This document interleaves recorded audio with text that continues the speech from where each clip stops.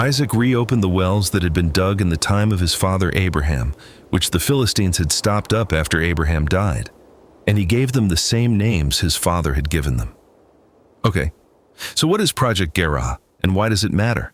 Well, it all starts with that story you just heard from Genesis. On the surface, it seems pretty unremarkable. Isaac doing a bit of maintenance, reopening some old wells. But what if that simple act holds the key to something much bigger? Because here's what's so striking about it.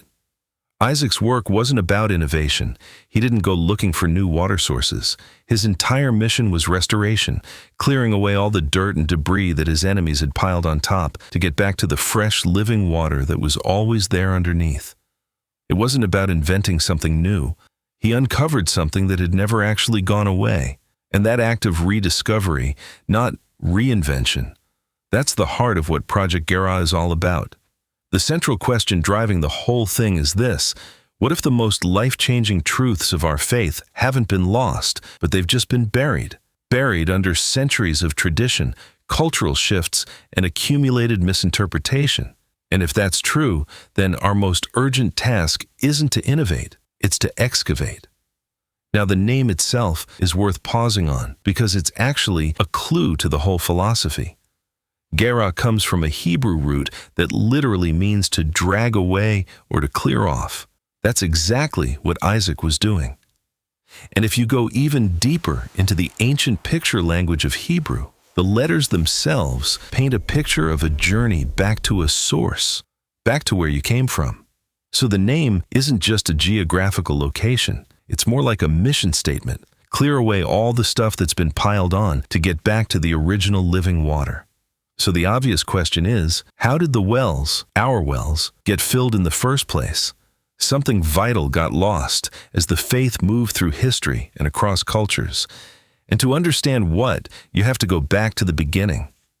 The early church was deeply rooted in a Hebraic worldview. Jesus was a Jewish rabbi fulfilling Jewish promises inside a thoroughly Jewish story. The Hebrew scriptures weren't an awkward prequel for those early believers. They were the absolute foundation that made everything Jesus said and did make complete sense. But as the faith moved out into the Greco-Roman world, people began reading it through an entirely different cultural lens. Greek philosophy arrived first, then Roman culture, then layer upon layer of Western tradition, each one covering the original Hebraic foundation a little more. Concepts that were vivid and clear in Hebrew became fuzzy in translation. Words shifted in meaning, and the cumulative effect of that drift over centuries is what we've all inherited. And this raises a really uncomfortable question. The first century believers turned the world upside down. They didn't have better technology or bigger buildings. So what did they have that we've largely lost sight of? The argument Project Gerar keeps coming back to is that they had something we don't, an understanding of the story from the inside out, a rootedness in its original context that gave their faith a kind of power we're still trying to recover. There's an image that captures what happens when that rootedness is lost. If you disconnect branches from their roots, they might look alive for a while, but sooner or later, they stop bearing the fruit they were designed to produce. That's the consequence of the drift.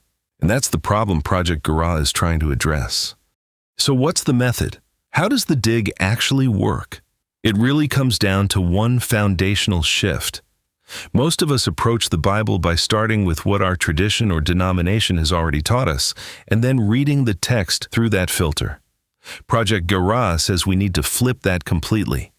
Start with the original context, the language, the history, the culture, the authors, and let that shape the reading rather than the other way around. Put original context before later tradition. That's the essential tool for the whole dig. And that approach is built on 4 pillars. First, the purpose, restore that original Hebraic foundation. Second, the method, as we've just described, context before tradition.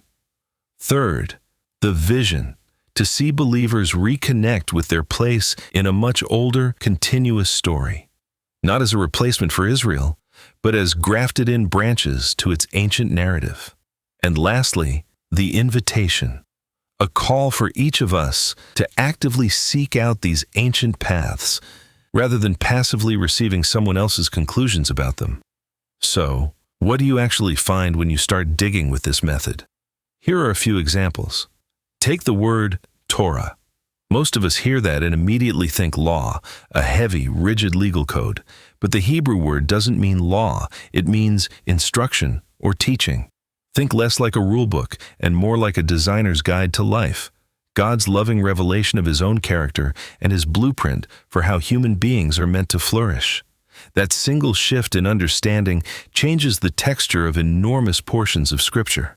And once you see Torah that way, the whole supposed conflict between law and grace starts to dissolve. In Hebraic thought, they were never enemies. They were partners. Grace is what makes it possible to live by God's instruction. They work together. The classic opposition we've inherited is a product of the drift, not of the original text. Then there's the question of what Jesus meant when He said He came to fulfill the law and the prophets. We tend to hear that as ending it. But in the world Jesus lived in, to fulfill didn't mean to cancel something. It meant to bring it to its fullest expression. Jesus didn't come to abolish God's instruction. He came to embody it perfectly, to show us, in flesh and blood, what covenant faithfulness actually looks like when it's lived out. He is the prototype of a restored humanity, and our goal is to be transformed into that same image. But that's a bigger conversation, one for another video. These are just glimpses, each one opening into something much, much deeper. One of the more radical questions the project raises, covered at length in the book The Gentile Question, explores the context of Paul's missionary journeys. What if the Gentiles that Paul was writing to weren't simply generic non-Jewish people as the term we've inherited suggests? What if they were actually the scattered descendants of the northern tribes of Israel, cut off from the covenant centuries earlier? If that's true, the New Testament stops being a story about replacing something old with something new and becomes a story of restoration, of God gathering His scattered people back together in fulfillment of promises He made long before. That single reframing changes the entire shape of Paul's mission. So, is Project Gerar just another teaching ministry? We hope not. That certainly isn't our goal. Once again, our aim is to restore a more Hebraic way of leaning in discipleship. The goal is to hand you a shovel, to give you the tools and the method so you can begin clearing away the debris and finding that living water for yourself. It's an invitation to join a community of diggers, not to become consumers of our material. The shift we're seeking is to move from being a passive consumer to becoming an active apprentice. There's an ancient call from the prophet Jeremiah that captures the spirit of all of this perfectly. Stand at the crossroads and look. Ask for the ancient paths, walk in them, and you will find rest. That's the posture. Not chasing the newest idea, but having the courage to stop, look around, and ask where the old, tested paths actually are. The wells are still there. They were never destroyed, just buried. The living water is still flowing right beneath the surface. It just needs to be uncovered. At the end of the day, the question isn't really about Project Gerar. Instead, it's primarily a question for each one of us. Are you ready? Ready to pick up a shovel and start digging?